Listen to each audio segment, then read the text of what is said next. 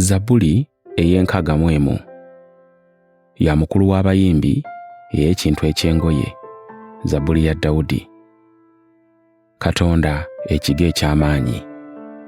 Owulire okukaaba kwange, Ayi Katonda, owulirize okusaba kwange. Nga nsinziira ku nkomerero z'ensi n'akukoowoolanga, omutima gwange bwe gunaazikiriranga. Ntwala ku lwazi olusinga obuwanvu, kubanga wali kiddukiro gye ndi, ekigo eky'amaanyi eri omulabe. Naatuulanga mu weema yo emirembe gyonna, ndyoke mbeere mirembe mu bukuumi bw'ebiwaawaatiro byo. Selah. Kubanga ggwe, Ayi Katonda, owulidde obweyamo bwange, ompadde obusika bw'abo abaagala erinnya lyo.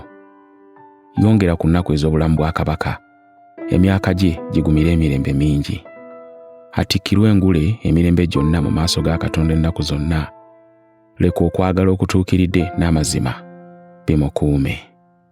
Ne ndyoka nnyimba okutendereza erinnya lyo ennaku zonna, ntuukirize buli lunaku obweyamo bwange.